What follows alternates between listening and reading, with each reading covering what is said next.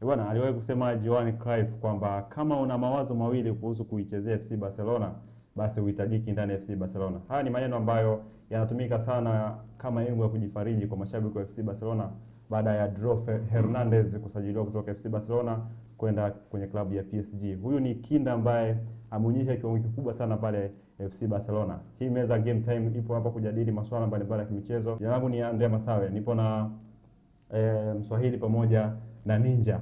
Meza Game Time kila weekend tunakuletea mwamba mpya ili uweze kupata mambo mapya kuhusiana na habari mbalimbali za michezo, mijadala mbalimbali, lakini pia michakato mbalimbali ambayo inaendelea weekend nzima. Ligi mbalimbali inaendelea. Ligi kuu nchini Uingereza inaendelea, La Liga ipo uwanjani, lakini pia Ujerumani, Italia wapo uwanjani. Bwana, upo vizuri Mswahili? Ipo vizuri. Manchester United upo kinyonge kama hujawashtua ukubwa hivi weekend iliyopita. Ikawa tumezoea tayari sasa hivi. Haina haja ya kuwa excited. Niko vizuri sana. Mambo yako vizuri. Niko vizuri sana. Manchester United ni mwenzako? Arsenal. Mabingwa watarajiwa. Pole sana. Mabingwa watarajiwa. Unamuona akichukua ubingwa kweli? Mara moto wake nadhani ulimpima ukaona kwako wewe ni maneno ambayo maji mepesi sana. Mepesi sana. Ni maneno ambayo tumeyasikia misimu kadhaa, kwa hiyo kustabishe kwamba na msimu huu akawa yale ya almost. Afu City wakaja kuchukua ubingwa. Au hata United point 12 unajua chache sana.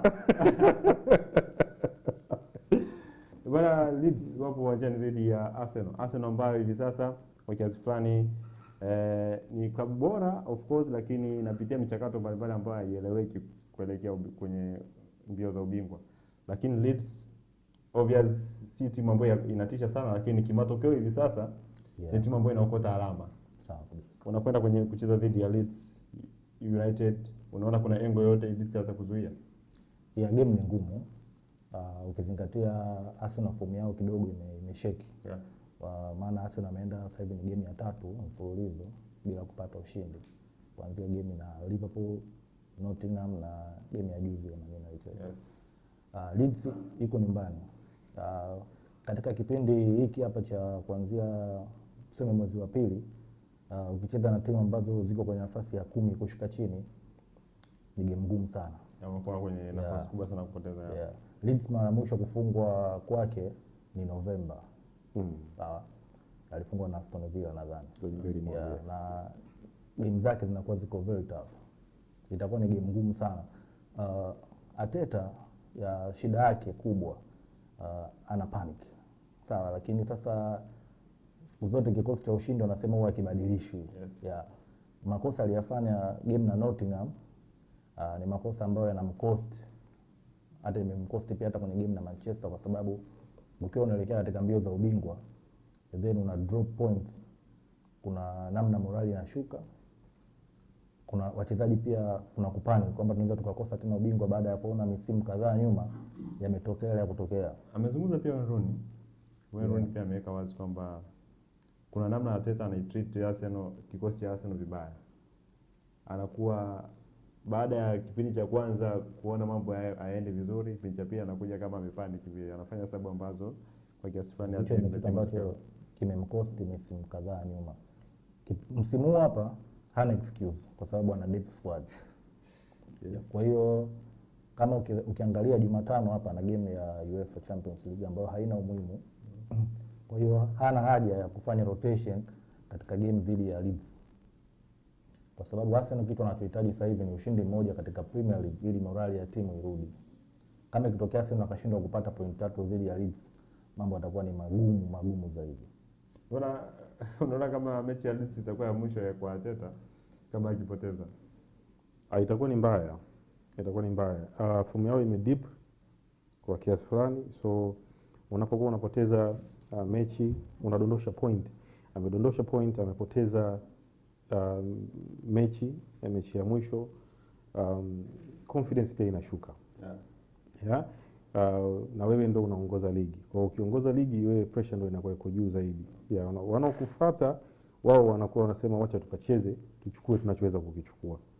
Tutakuja kupigana mahesabu mbele ya safari. Lakini wewe unachotamani ni kwamba uweke gap yanayokufuata uwe comfortable, uendelee kushinda game zako. Lakini sasa katika game 3 zilizopita amedondosha, ametoa draw na Nottingham Forest, draw na Liverpool, amefungwa na United. So amepoteza pointi 5, amedondosha pointi 5. Sasa hivi gap ni pointi 4 kati ya pointi 7.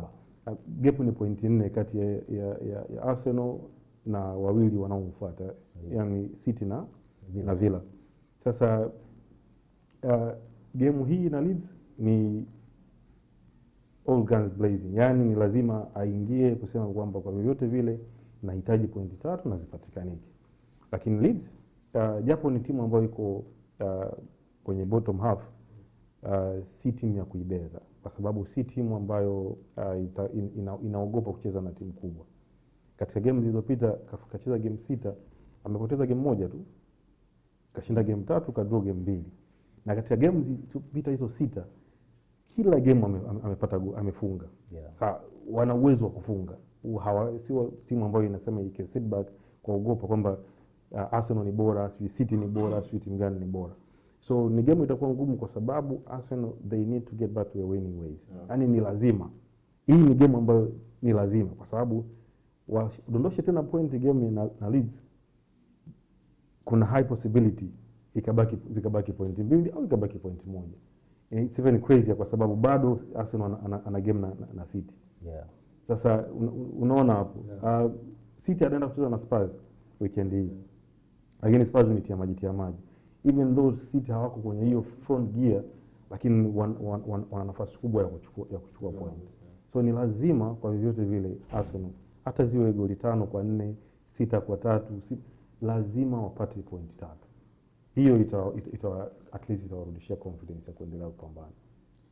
Yaani zaidi ya hapo kwa kweli inaweza ikawa shida. Kinachoogamisha Arsenal kwenye kila msimu kinaogamisha pia msimu huu. In some way. Kikosi cha Arsenal ni kwa sababu kimepata tu muunganiko mzuri. Yeah? Lakini kuna namna unaona walikuwa wanahitaji sana wachezaji kadhaa ambao ni very experienced. Wachezaji ambao wana uwezo wa kusema okay, Martin Odegaard, this is how unatakiwa tucheze tukiwa tunaongoza hivi. Wewe cheza hivi tunavyotakiwa tukiwa nyuma labda kwa goli kadhaa. Lakini wanacheza wote kwa miemuko. Like wote hawako that matured kama vile wanavyocheza Chelsea. Hawana kiongozi. The whole team haina kiongozi. Niliwahi kumsikia Tony Adams misimu miwili iliyopita nadhani aliongelea Martin Odegaard kupewa captaincy. Yeah. Akasema hiyo tu unaona namna timu ambavyo haina uongozi kuanzia huko juu, kwa sababu kocha kumpa mchezaji kama Odegaard kuongoza timu ambayo unataka iende kuchukua mataji, then ni failure ya kwanza. Kwa hiyo nadhani walikuwa wanahitaji, wanaweza wakachukua ubingwa msimu huu, lakini inaweza isiwe tena dominance ile kama waliofanya City. Manchester City wapo na Tottenham Hotspur, lakini I think Manchester City anaweza kutumia kizazi kipya. Pep Guardiola anaweza kutumia kizazi kipya ambacho kilikuwa nyuma ya soka kwa kiasi fulani kwenye image ya soka na akachukua ubingwa. Yaani ana vijana ambao anaweza akaokota Ajax, anaweza akaokota labda Lille huko, anaweza akaenda Monaco akamchukua kijana akaja akampatia ubingwa. Akaenda Borussia Dortmund kule akamchukua. Manchester City wanafaidika zaidi na Pep Guardiola ama maana kikosi cha Manchester City na Arsenal kina tofauti yote kwa wachezaji kuwa wageni ndani ya EPL? No, hapana. Sawa, inaweza kuwa kuna ugeni na kuna baadhi ya makocha huwa wana prefer kufanya biashara za sajili kwa wachezaji wanaocheza katika ligi moja, lakini a good player is a good player. Rodri ametoka Atletico Madrid, he has hit the ground running na amekuwa mpaka kaenda kuchukua Ballon d'Or. Haaland the same. So if you are a good player, you are a good player. Mimi siamini kwamba ukichukua mchezaji huko timu yako ile nini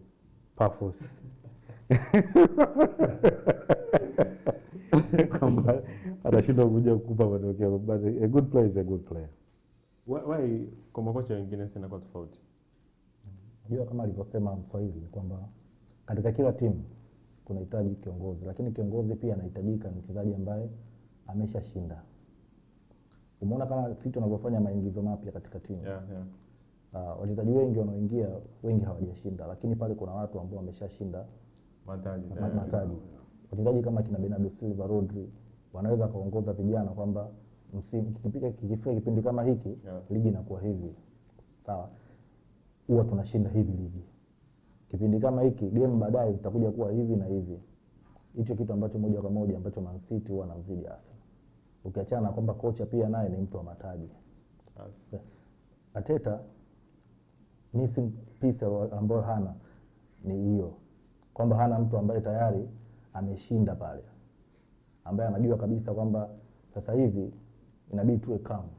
Sawa, City form yake sio nzuri, tuko juu kwa pointi 4, tutulize akili, tuangalie next game. Hii ya nyuma imeshakwisha, kuna fixed yetu iko hivi na hivi na hivi. Game hapa za away ambao tushakwenda tunachukua pointi ni hizi hapa, hakuna mtu wa hivyo. Sawa, kwa sababu Arteta yeye mwenyewe sio mtu wa magavi vikombe, kwa hiyo yeye mwenyewe pia ana panic. Mimi ninachoamini mchawi wa EPL ni Pep Guardiola. Pep ni kitu cha kwanza. Yaani Pep ni stage ya kwanza. Stage ya pili ni watu waliokuwa nao. Sawa. Yaani mchezaji kama ukiangalia kwenye timu zingine, sawa, wana miss. Yaani ukiangalia City kwa fomu yake ilivyo, sasa hivi anavyokwenda, fomu yake sio nzuri, lakini watu wana predict kwamba City anaweza kachukua ubingwa. Hata kama fomu yake sio nzuri, kwa sababu gani? Ana watu wa kushinda tayari. Wale ni kama Arteta akifanikiwa kuchukua EPL sasa hivi, Arsenal hawezi kukaa tena miaka mingi bila kuchukua EPL. Kwa sababu atakuwa tayari kuna watu ambao wameshashinda hapo kwenye timu. Kwa hiyo ni swala muendelezo, atakaa labda msimu mmoja, wachukue mwingine, wa pili, watatu watachukua tena. Kwa hiyo ni tabia. Kwa Arsenal hii ndo sehemu yake ya mwisho. Hii ni wasema ile phase ya mwisho. Nadhani Arteta baada ya hapa sidhani kama tena atapewa kitu kingine tena hapo. Bwana, tabia ya kushinda ilianzia Manchester United. Wanamkataa bwana. Kipindi cha nyuma Manchester United ndio ilikuwa klabu ambayo kwa kiasi fulani tabia ya ushindi ipo kwa upande wao. Sasa tabia ya ushindi imerejea ndani ya Manchester United baada ya kushinda dhidi ya Manchester City, wameshinda dhidi ya Arsenal, wameenda kucheza dhidi ya Fulham. Mwendelezo unaoona mbele ya Fulham? Kumbuka pia na majeruhi hapa muongezeka. Yes, jeruhi limeongezeka. Jeruhi ni moja, Patrick Dogu ndo ameumia na atakuwa nje kama wiki 10 kwa taarifa. Almost miezi miwili hiyo, hamstring. Timu sasa hivi inacheza vizuri, at least kwa hizo game mbili zilizopita inacheza vizuri sana. Kuna ari mpya katika timu, unaiona kabisa. Unaona wachezaji ambao they are playing for the badge. Unaona wachezaji ambao wanacheza kwa ajili ya kocha pia. Sawa, so there is something ambacho Carrick amekiweka, na nadhani kama tulivyosema tabia, kwa sababu Carrick amekuwa pale, anajua mazingira vizuri kabisa. They know yeye amekuwa pale na ameshinda mataji kibao tu pale. So they have pia that respect. Lakini I am sure hata yeye anarejesha hiyo respect kwa wachezaji. Kwa sababu the previous coach, kama unakumbuka, ni kitu cha ajabu sana kwa kocha kumslenda mchezaji kwenye press conference.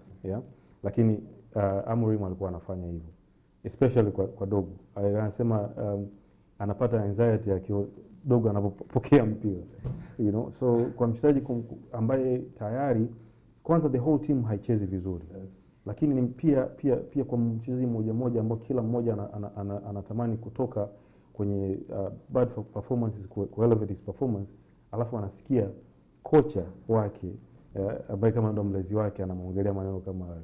Wakati huku Carrick amekuja kuulizwa unamuonaje Patrick Dogu, sasa hivi hawi tena fullback, atacheza kama winger. Akasema ana uwezo kufanya vyote. Sasa you understand, ni vitu viwili tofauti kabisa. Mchezaji mwenyewe anaona mwalimu ananikubali. Kwa hiyo anaweza ni rahisi kwa mchezaji kwenda kutoa 120. So ni game ambayo naona mwendelezo wa kushinda United, especially katika hizi game tano za kutoka game ya City mpaka kutimiza game tano, naona utakuwa mwendelezo mzuri wa kushinda, na hata game na Fulham sina shida nayo. Naona ni game ambayo United wana nafasi kubwa kuchukua point 3. Yule jamaa wa nywele ameshanyoa tayari? Bado moja. Bado atanyoa tu. Atanyoa. Safari atanyoa. Bana, Manchester United I think shida ilikuwa zaidi kwa Amorim, ama wachezaji walifidhisha mgumu baridi, kwa sababu nikiangalia Kobe Mainoo ni mwingine kabisa. Just anakupa vitu vyote uwanjani. Mbeumo unajua sababu sasa, yani unaweza kumuona Mbeumo anavyocheza hivi sasa, unajua kwa nini alisajiliwa Manchester United. Sahihi. Dogo kabisa. Maneno nadhani uliona maneno ya Amorim kwa Dogo kuhusiana na uchezaji wake kwamba anadhani akiwa na mpira hawi comfortable. Yes. Shida kitu gani kimebadilika zaidi kikubwa sana ndani ya kikosi cha Manchester United? Cha kwanza ni morali. Yaani kocha kitu cha kwanza unatakiwa urudishe ni morali. Morali ikiwa chini huwezi kushinda chochote. Kitu alichokifanya Carrick ni kurudisha morali kwenye timu, unit, kwamba kila mtu ambaye yuko hapa anatakiwa pambanie hii timu. Sawa. Kama kuna mtu ambaye labda kocha wa nyuma alimcriticize, Carrick amerudisha ile, na uzuri kwamba Carrick yeye ana full support pale, na kwa kuwa ameshinda pia ni anaweza kuwin dressing room. Ni wakati wa yeye kupewa timu? Hapana, mimi bado sijamwamini sana Carrick, kwa sababu anaweza kashinda game kama alivyosema Mswahili game 5 hapa, lakini mimi napenda nimuone zaidi Carrick ikutana na timu ambayo inafanya low block, yani akutana na timu ambayo inakaa nyuma, tuone the way ambavyo anaweza kuifungua. Fulham wao hawakai nyuma, sawa, ni watu wa kutoka pia, ni kama ambavyo amecheza na Arsenal, amecheza na Man City. Hizo game Carrick ni game ambazo anaziwini, kwa sababu vile vile Carrick anapenda hard worker. Ukiona vile vile the way ambavyo anaanza na Patrick Dogu, anaanza na Mbeumo as a striker, unaona kabisa kwamba kuna tactic anafanya ambazo kama transition ikitokea inakuwa rahisi Mbeumo hata ikipigwa counter attack, ambapo hata ilitokea kwenye game kadhaa nyuma, inakuwa rahisi. Kwa lazima hiyo ndio inakuwa ni timu yake. Ukiona mtu kama Mateus Cunha au Sesko wanaanzia nje, unaona kabisa kwamba wale wote ni watu ambao tunasemaga chaboli. Mtu kama Mateus Cunha ni chaboli, yani mtu wa mpira mguuni sana, lakini Carrick ana prefer kwanza na Patrick Dogu kutokana na hard working yake. Ukiangalia hata akicheza kipindi ambapo timu wachezaji wameenda AFCON, alikuwa anacheza right wing. Akacheza vizuri tu. Kipindi cha nyuma alicheza pia left back, akacheza vizuri tu. Na sasa hivi anacheza left wing na bado yuko vizuri. Kwa nadhani Carrick yake kwanza ni mchezaji ambaye lazima kwanza uwe hard work. Dhidi ya Fulham vipi? Mambo yanaendelea hali ama watasimamishwa? Fulham watasimamishwa kwa sababu Fulham nao fomu yao bado haiko sawa. Inaenda na kushuka. Tena ukizingatia hapa nyuma wachezaji wake wote tegemea walienda AFCON. Wamerudi lakini bado haijawa bado ile pale. Mimi naamini United yuko Old Trafford, sio? Mimi naamini United atapata point 3. Yes, bana, hao ni Manchester United dhidi ya Fulham. Manchester United hivi sasa kama una mzigo wako pale, aweka tu. Unaweka tu. Au jiulize mara mbili. Weka tu. Hata nyumba weka. Nitamani sana kwenye jamvi ya wepo jamaa wako yule. Nice. Yule walipo yule. Muru. Alikuwa anaua sana. Hali mbaya yule. Hali mbaya. Yule yupo dhidi ya Newcastle United. Newcastle obviously msimu huu, then kwenye mzunguko wa kwanza hapa hivi karibuni hana mwendelezo mzuri. Katoka kupokea chapu dhidi ya Chelsea, nimemfunga goli 3. Au sio? Anacheza dhidi ya Liverpool mnyonge. Liverpool anaonekana kwa nje ana kikosi bora sana. Niliuliza ile swali kwenye session iliyopita, episode iliyopita. Kwa nini Liverpool inaonekana obvious ina timu ya kushinda lakini haiendi kushinda uwanjani? Inaonekana ndani ya nje unajiona Liverpool inaenda kuibuka na ushindi, lakini ukienda uwanjani output 0. Kama swala moja basi anafungwa. Wanasema wanakuwa na kikosi bora on paper. Yes. Slot ni tatizo ndani ya Liverpool. Slot ni tatizo pia ndani ya Liverpool. Nadhani pia hapa katikati kuna game walimpa kadhaa lakini akatoboa. Lakini anaenda sasa watu